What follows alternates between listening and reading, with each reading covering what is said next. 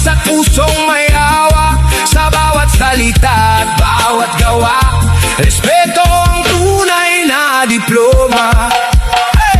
May ilan na mataas ang pinag-aralan, ngunit mapangmata ang naging galawan. Mataas ang tingin sa sariling pangalan,